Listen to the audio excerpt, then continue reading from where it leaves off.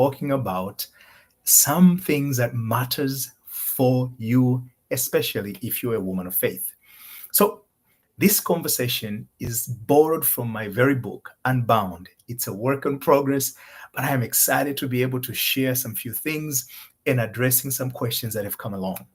Today, we are talking about a very simple question that is asking where most women have questioned this when talking to them. Why do you feel empty in your marriage, despite the fact that you've done everything you know how to do? Why? If you're one of those women, I know what you mean because most of my clients have raised that question. And that's the reason why I am excited to be able to share with you today. But I'm speaking about it from the content of the book, The Unbound. And this book is about a journey of a woman who is in a relationship that is broken, that is not consistent with the ideals that you had hoped to experience within the content of that marriage or the relationship. And now you have your faith and contemplating how do you move forward to create a more meaningful experience. I want to begin by telling you something very simple. In truth, you are entitled for a more meaningful experience in your life, especially in this juncture. You are entitled. According to Jeremiah 28:11, you're told it is God's plan for you to flourish, to prosper, to experience more than what you're experiencing in your marriage. That's what that scriptures is speaking about. And yes, there's other content where we're told we gotta go to heaven. This is not my area of conversation because I must live life here on earth. So I can't talk about a heaven if I can't live a life that is peaceful here on earth. And that's why in the gospel we're told Jesus came that you not go to heaven, but you may have life. Where? In your marriage. You gotta have life and have more of it, meaning that you gotta exist within your content of your relationship in a manner that is consistent with your ideals or interest and have more of that. That's what the scripture is teaching us. So I want to get that out of the way so you can never have a concern of you wanting more. In fact, wanting more is a way of life. Imagine today if we never wanted more. It would be difficult for me to do this presentation far away from where you are because you would not have the device to be able to interact, to see what I'm talking about. It would be difficult for me to reach out to you because I could only speak to people if I have the money for going to broadcast on TV or radio. But otherwise, with me paid internet and subscription for these streaming services, guess what? I can afford to speak live to a handful of people without paying the radio, the TV, and go through a schedules and all of the stuff because someone said enough is not enough. So they went for more and they developed new technology, just like for yourself. You were somewhere in your career that was not where you wanted to be. You said enough is not enough. And therefore you went for more and you grew and you became better and you are succeeding and living life in a particular manner. So it is true when it comes to marriage. In fact, we are demanded to grow because we have dominion over the things. That being out of the way, I just wanted to clear because most of my clients, what I've learned, what is killing people in this relationship is not that they are bad people. It's this idea that you're going to be loyal to pain. You got to be subjective to struggle in your marriage. You got to feel guilty. And that's what God wants because we're told we must rejoice in our suffering, according to the letter to Romans. Guess what? It's a misinterpretation of that scriptures. I just want to clear these few things so to bring a perspective that is meaningful to each and every person. Today, you are a woman who is professional, and I talk about a professional woman who is a woman who is doing something with her life, but you're struggling in your marriage and you're asking yourself, why do I still feel empty in this marriage, in this relationship, despite doing everything else that I know what to do? And if you're one of those women, I invite you to kind of give me a few minutes of your time in this conversation, because I'm going to give you something. First, I'm going to bring relevance into the situation that you are experiencing, so you can be able to go about your day feeling free. The book Unbound is about to give you freedom. That's the whole idea. And in this conversation is I'm going to give you that information that will make you feel and walk in that freedom element. So you can start thriving and enjoy marriage in a fashion, in a manner that interests you. You are entitled for that and you should go for it. No exception. In fact, I will put my money on it. Do not settle for anything less. I don't care what kind of a person you are in the relationship. If they do not give you that which you are expecting, not about jewelry and other things and possession, but if you are not experiencing the fullness of that which you should, you are in a place I call Egypt in that book. Egypt is a place of limitation, not a physical location that exists today. In fact, I just want to give a shout to my son who is actually in Egypt for Study Abroad program. So he is in Egypt, but doesn't mean it's the same Egypt I'm talking about. I'm talking about an Egypt as an experience one have. So you are experiencing what the scripture termed as Egypt, equal to a place of a limitation. You are not living consistent with what you would have loved to experience in this marriage. So if you are that person, hang on tight. But I want to begin by actually reference to that scriptures that we're told we must rejoice in our suffering, because suffering brings perseverance and perseverance brings character and all of that good stuff. But why should you rejoice in your suffering? So this is the key. Imagine of a moment when you put your hand, you are talking to somebody in the kitchen and the pot is bubbling and you're not paying attention, you're busy in the conversation, and you stretch your hand to get a place of support, and suddenly you touch that hot pot. Quickly, when you touch it, what happens? There's going to be a reflex that will cause you to remove the hand from the pot. So the feeling that you were having that was uncomfortable, that caused you to react or to respond and remove your hand from the pot, it was a suffering feeling. And in fact, it is good that you had that feeling, because if it was not for the feeling, you would not have responded consistent in how you did. And eventually, you would have realized your hand is all burned out. There was a movie that I think it's a movie or show, I can't remember. There just a few weeks ago, me and my wife were watching. As our routine, we usually sit down in the evening and just kind of either eat a meal, and then we'll be staring at the TV while having a conversation. And it's about this guy who cannot feel pain. So he is in a danger. So in case, even if food, according to the movie, he couldn't eat chewable food, because what if he bite his tongue and he chew his tongue not knowing that he's chewing the tongue? So only he made liquid food, and he drinks. He blends his food and drink it. And he have put this protector everywhere he goes so that he can protect himself from bumping without knowing.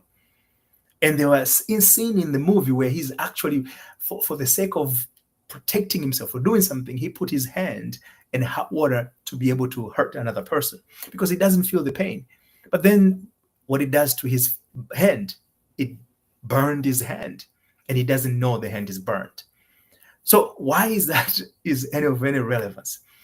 Your feeling of discomfort, your feeling that you are empty, makes you uncomfortable. That feeling is equal to the feeling you would have felt if you put your hand on a hard pot, the reflex, which will cause you to respond. But because we have not learned how to understand feelings, you hang into it, and you keep babysitting them. You remain in Egypt, where you become comfortable with the pain. You are not comfortable, but yet you make them your companion. In fact, so that's why Apostle Paul, in his letter to the Romans, he says, rejoice in your suffering, meaning recognize it as a signpost. If I am going somewhere, just about a few months ago, me and my family were on the road trip. And we were driving to Dallas. Guess what? We're from Minnesota. We're driving from Minnesota. So passing when we crossed Wisconsin, and we came across and saw, I think it was Iowa or Wisconsin, and we saw Missouri. Guess what? We were excited. Every post that tells us when we saw Oklahoma, we we're like, yeah, we're about to hit Texas very soon. We were celebrating those signs because they were telling us something about our journey. Your emptiness, your feeling of emptiness, is nothing but a sign that tells you about your journey in this marriage. That it informs you that there is something wrong and there's something you must do. Recognize the two, it changes how you approach the whole situation. Because you're no longer babysitting the pain. Imagine us were driving from Minnesota to Dallas, Minneapolis, or something to that effect, to Dallas. And we cross Missouri, and we stopped at Arkansas because we wanted to just chill out and relax. And actually, we slept over. I'm like, oh, we're going to take a nap. We're going to sleep here and kind of enjoy the area around a little bit. So guess if we were crossing this and we see a sign is Missouri, for instance, and then we're like, wow, this is nice, and we stay there. If we would have done so, we would never arrive to where we were going, which was Dallas. When we took a stop at Arkansas, we recognized the sign that we're in Arkansas. And if we saw that sign, and guess what? And decided just to stay there, despite the fact, yes, we had a sleep out night, and then the next morning we went continue with our journey. If we stayed there, we will never reach Dallas. Imagine now each and every sign that we saw, we took a position to remain. We would not even get out of Minneapolis because the next sign would have been St. Paul. And maybe we wouldn't even get it. I mean, by the time we get to St. Paul, we're like, okay, we're going to sit here. So every emptiness, every discomfort is a sign that informs you of the journey you are taking. It tells you that you are not there yet. You're not there to a place of peace. So therefore, do not take comfort. Instead, when he says rejoice, is to say, oh my God, I know what it means. It means that I need to go forward. Imagine if I give you a puzzle and I said, figure it out what this is about. So I'm going to give you some signs along the way, and you're going to find by the time you get to the last one, you're like, yeah, I figured it out. I know where this puzzle is all about.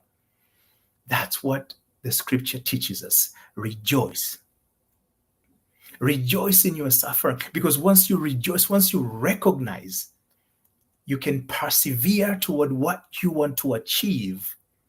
And when you persevere, it builds character. Now you know how to overcome. Because every point, one thing we are promised in this world, Jesus said, in this world, you will have suffering. In this world, you will have difficult, because difficult is a sign that tells you you are not there. Uncomfortable feeling, it tells you you are not there. So you have the responsibility to recognize that. Rejoice, like, yeah, I know what it means. I'll take a quick example here. The other day, I'm learning how to trade. And I was trading, and I had a very good period of time. And all of a sudden, things were not going right. And I got disappointed, but then I remember it is a sign that all those steps that they were good for a reason. That means there's something more I need to learn in order to continue my growth. So instead of being disappointed and feel slumped and walk around with my head down, I figured it out. I rejoice on my suffering. I recognize that it's an opportunity to change. And in my book Unbound, this is the moment where Moses recognized that he cannot continue to be in a palace, because it's not, even though it offers him all the beauty that the land of Egypt had, yet he was not comfortable. That moment of recognition is that's what you're experiencing. When you recognize that, you don't remain in a palace of pain and discomfort and challenges. And I'm not talking about walking away from your marriage. This is about a mental journey. Today, you keep feeling the pain. No, you're feeling the emptiness is here. You're like, oh, things are not working out. Why am I? You keep asking yourself question over and over. You are remaining on the state of being empty, a state of being without, and it doesn't take you where you want to go. So, in my book, as I mentioned earlier, Unbound, this is the moment of recognition where Moses, your desire to be better than the best, is recognizing that, is pressing on you to departure from that emptiness. And once you recognize that, so your emptiness becomes a signpost. And when it becomes a signpost, it gives you a reason to smile that, oh my God, I do not belong in this experience, not in this marriage, in this experience. The problem is not your spouse, neither is you. Rather, it is a state of mind that you find yourself to be that is expressed as an experience. Once you have that understanding, it changes the perspective of how we approach a problem. Imagine now you know you're not the person who have a problem, nor is your spouse a problem, because you've been treating that as if your spouse is a problem. And maybe you question yourself whether you're a problem. Do you have enough faith? Can you trust? You've asked yourself these multiple questions. But the truth is, none of those are relevant. Instead, the question it's not about the question, it's about you recognizing the moment where you put your hand on a heart part and say, oops, I gotta remove my hand. This is not where it belongs. Now you have to start the journey of Exodus. And that's why I borrowed the story of the book narrative from the Exodus book from the Bible. So you are sitting in a place today, a place where you have to recognize this is the moment of an opportunity. It's a moment that is telling you it's about time to exit. Exit not the marriage, not the relationship, but exit the state of mind. Having that understanding, the approach becomes different. You are not trying to convince your spouse that things must change. Nor are you blaming yourself for those that are not changing. Nor will you take a crap from anybody who tells you that you're not perfect. You are the problems. You are doing this all the time. Because now you say it to yourself, and I want you to recognize this moment and this statement. You say to yourself, I am not the problem here. Now I know. And I want you to remind yourself this statement. I am the solution. I am the solution, because what I'm experiencing is not normal. No, it is me. You're not the difficultness. You're not the brokenness that is existing in the marriage. You're just experiencing it because you are living in a state of mind of brokenness. So what we're changing is not the experience. We're changing the state of mind, and the state of mind will take care of the experience itself. So as I wrap it up, I want you to do one thing if you have time. And you should have time, because every delay, every postponement is a delay for your joyfulness, for your peace of mind. So I want you to kind of say to yourself, I am the solution here.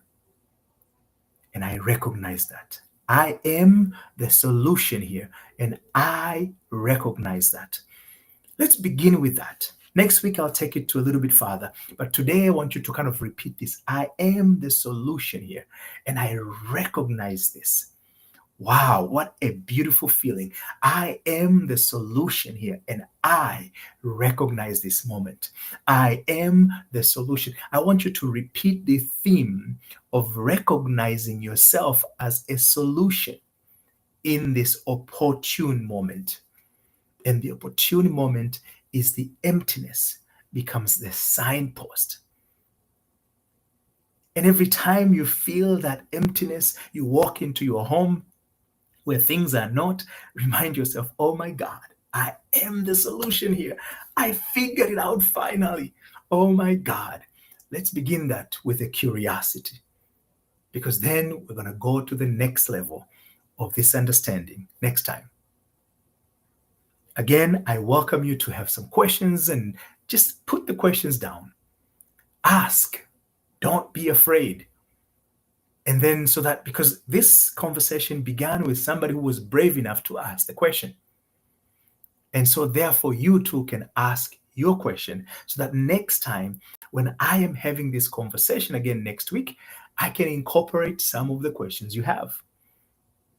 I'm not going to mention names, so don't feel bad, because I know most of us we go to church and looking prep and holding hands and singing hallelujah, but we go home, we're ready to we're ready to fight. You you're ready to throw some jabs to each other in terms of words, in terms of look, in terms of just the mouth. Look at him, look at him. You suddenly have this feeling. It's a war zone. It's a place of abandonment. But you just came from a house of worship. Anyway, that's a conversation of another day. I just want to highlight how sometimes we forget. But you're not the problem. You are the very solution that your relationship is seeking. And that discomfort you're having is the very signpost that reminding you of that very position. Recognizing that no longer do you blame yourself, but instead you rejoice on knowing that you are called for greater things. As Apostle Paul said, rejoice in your suffering. Let's start rejoicing not on the pain, but on the recognition that this is a sign that tells me my journey is farther ahead. This pain, this discomfort is not your lot to occupy. Get up, pick up your mat, stand up, and go. And we do so by creating this aspect of curiosity. Never again settle for the pain you're having, for the discomfort you're having, and never allow that conversation to be the center in your mind. Until then, remember, transformation is a product of a changed mind. And a changed mind can only can take place if new information is entertained. So if you keep thinking of the pain, transformation is a distant future. But if you change the conversation you're having within yourself, you are creating an ideal environment for a new you to meet an experience that is ideal for you in this relationship. Until then, remember again and again, always, this is not a do-yourself kind of a project. So I'm always there to be able to give you information that will allow you to inch further ahead in your mind, in the change of your mind, so you can experience the type of life in your marriage that you would love to experience.